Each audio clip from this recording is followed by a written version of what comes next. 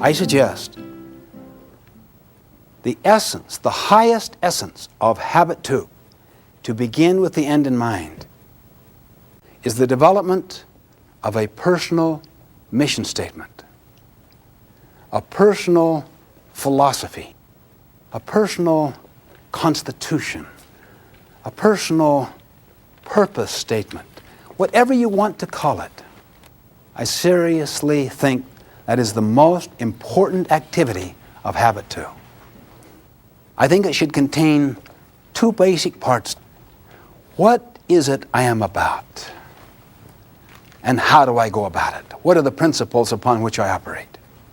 It should deal in both of those parts with the essence of who am I?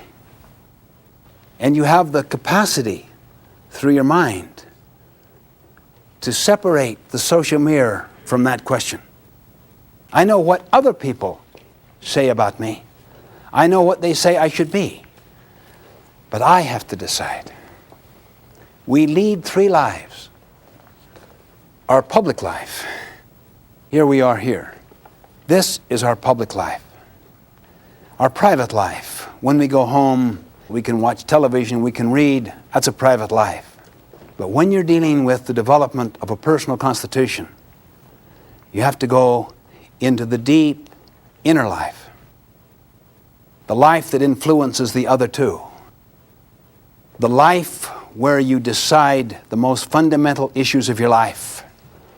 Search your own hearts, for out of it flow the issues of your life. It's a more secret life. No one knows the thoughts and intents of your heart. You alone have that awareness. And you can step in on your own deep internal life. You can step in on it. You can take charge of it. My friends, think about it.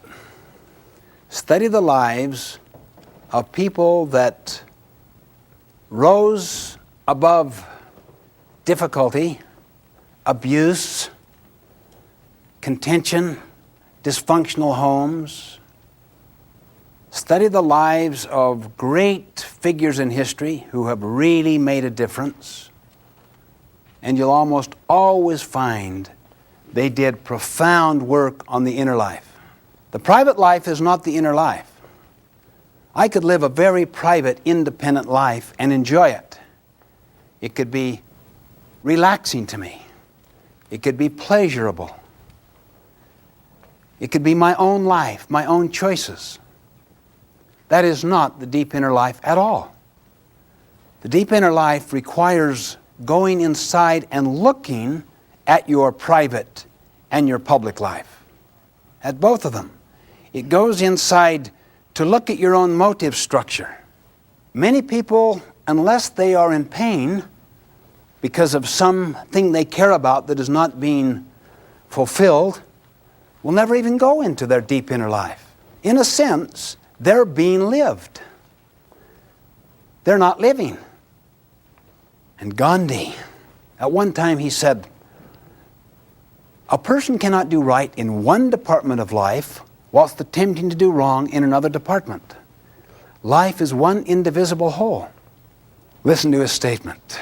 A person cannot do right in one department of life. For instance, the public life, to have the right appearance, see, whilst attempting to do wrong in the private life, or say the deep inner life.